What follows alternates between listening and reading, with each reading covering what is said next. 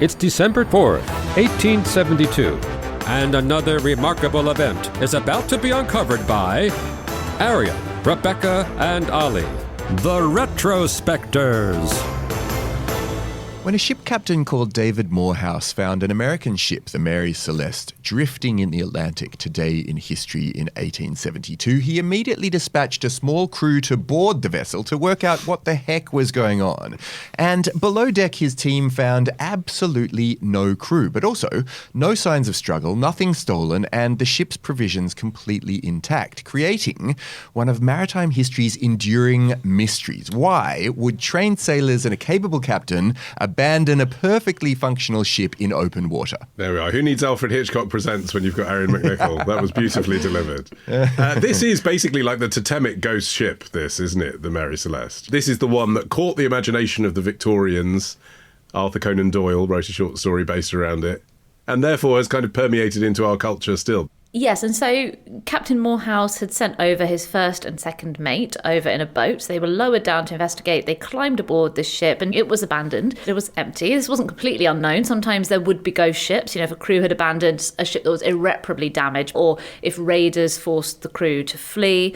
But in this case, there was no sign of that. There was some damage to the rigging and a couple of open hatches. The sails were arranged in a way that seemed a bit unorthodox, but that wouldn't have impeded sailing. Nothing that would have put the ship in danger. And, you know, just to emphasize, in this period of time, you are not jumping into your lifeboat for anything but an absolutely imminent sinking. The chances are so much better for you to stay on the ship in almost any circumstance.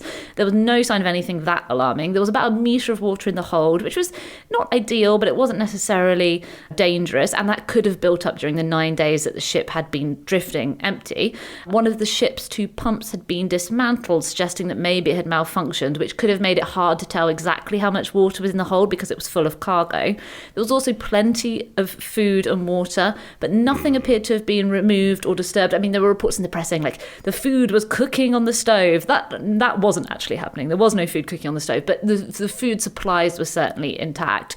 There were a couple of things missing on closer inspection, though, notably the ship's documents and navigational instruments, which had been taken from the captain's cabin. Yeah, so after discovering all of this, Captain Morehouse and his crew in the Canadian ship Dei Gratia piloted the Mary Celeste back to Gibraltar, and a British Vice Admiralty court opened a salvage hearing. And typically these proceedings are about giving compensation to whoever was involved in bringing the ship back to them. But Attorney General Frederick Solly Flood suspected something fishy had gone on, and he conducted this really lengthy inquiry, scrutinising the cargo lists, the personal items, and the behaviour of the Dei Gratia crew in particular. But despite 3 months of examination, no evidence of violence or tampering or theft or sabotage surfaced. After all of this, the salvagers were still only awarded 1/6 of the insured value of the ship and the cargo, basically implying that authorities still harboured doubts about what went on. Yeah, it suggests nobody was really convinced by their innocence, even though this inquest, which, as you said, went far outside the scope of what normal court proceedings would be in these circumstances, couldn't prove anything and largely disproved the things that Solly Flood had suspected. So he said, there are stains all around the ship, that must be blood, but it was proven not to be blood. It was re-emphasised in court. Nothing valuable had been taken from the ship. So what would the motive be? Even if they'd killed everyone, what have they taken? The cargo was industrial strength, pure alcohol. That then plays into the theory that something might have exploded, and that wouldn't have been that uncommon in this era, but most of the booze was on board and that hadn't caught fire. So it really was a mystery, except for the fact that the lifeboat was missing. I mean, that's not an insignificant clue, is it? Very clearly everyone had got off in the lifeboat. We know that. What we don't know is why. And what we do know is that some of those people included the captain's wife and their 2-year-old daughter. This was kind of a domestic affair as well. It must have been a wrench for him to say, I'm going to take the family I have with me and put them in a lifeboat. Yeah, I mean, the captain was 37-year-old Benjamin Briggs. He was an experienced captain from a family of Massachusetts seafarers, and he brought with him his wife, Sarah, and, as you mentioned, their 2-year-old daughter, Sophia, leaving their 7-year-old son, Arthur, at home in the care of his grandmother. The crew was made up of 3 officers and 4 ordinary sailors, all of them carefully chosen, not just for their sailing prowess, but also for their moral character. And the full inspection of the vessel by the Admiralty Court really raised more questions questions that it answered. There were no signs of damage as you'd expect in the event of a collision or sudden extreme weather event. There was also an intriguing mention of those possible blood traces as being on Briggs's sword, as well as on the ship's rail, as well as what were apparently man-made cuts and the bow of the ship. That stoked a lot more interest in what was already becoming a story in the mainstream press. This was something that people were starting to pay attention to now because of all these clues. But when it became clear that the stains were not blood, when it became clear that those supposedly man-made cuts were actually just natural wear, there were other exotic theories that kind of survived. The idea that the crew of the Dei Gratia had boarded the Mary Celeste and killed its inhabitants, or that the ship's owner had colluded with the crew to stage a mutiny and an abandonment so he could collect the insurance. Yeah, but there was no evidence to support them. There was even a theory that Morehouse and Briggs had cooked the whole thing up together, despite the fact there's no evidence the two men had anything more than a passing acquaintance. And one leading theory obviously still is that something caused an explosion in the hold and that the crew then abandoned the ship in a panic. Other potential sources of panic would be a drifting iceberg or maybe an underwater earthquake.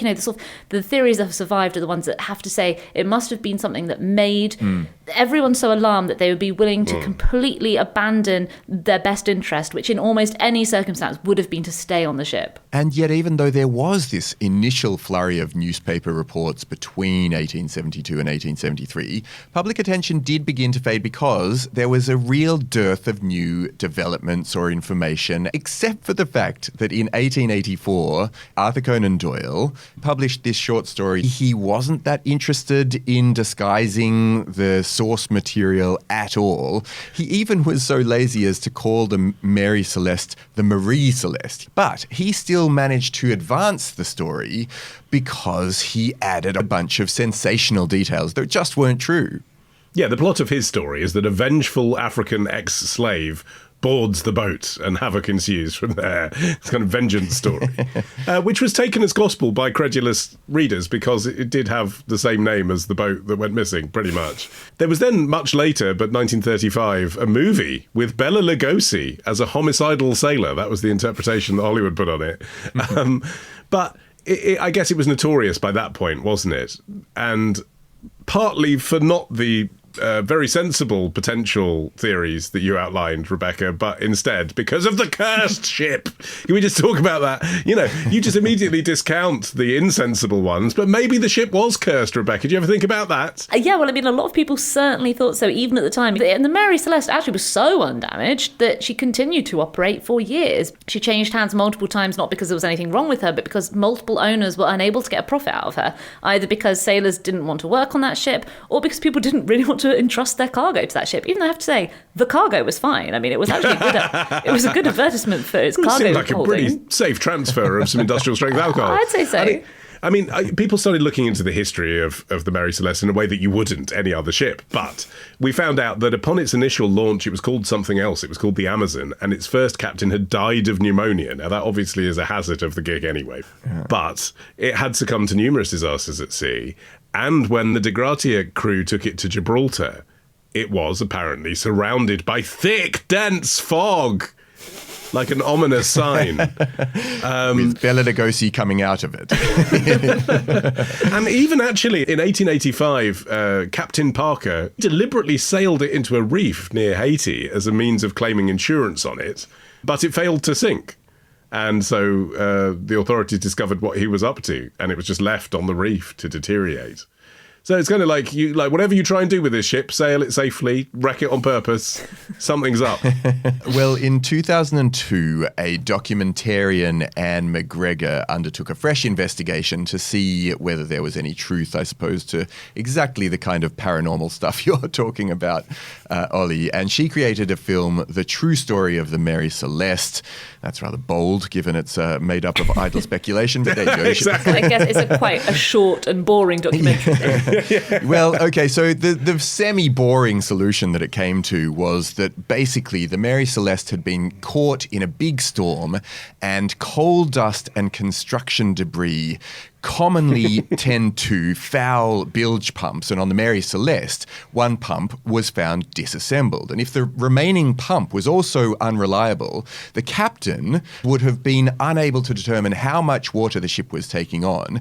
And so basically on the night before the final log entry was given, the Mary Celeste had encountered these rough seas, and given that you now had rough conditions, uncertainty about where the ship was, inability to gauge where the water level was in the hold, and the fact that the crew had recently sighted land, Briggs may have reasonably believed that the best thing to do was to get into the lifeboats as a precautionary measure and then kind of just ride out the storm, see if the ship sinks. If it doesn't, we can all get back in. But the boat may have got untethered, and instead that separation led to them sailing off to their doom. That does seem to hold, but it's a much less sexy version than the supernatural explanations of the time. Well, thanks for bringing that theory to us, Arian, because if you want to read the book, you can't. None of the copies ever made it to stores because they were surrounded by thick, dense fog because it's cursed. Tomorrow. Hello, operator. I've no need for you anymore. Go away. Ditch the ads and get a Sunday episode when you join Club Retrospectors. Patreon.com/Retrospectors.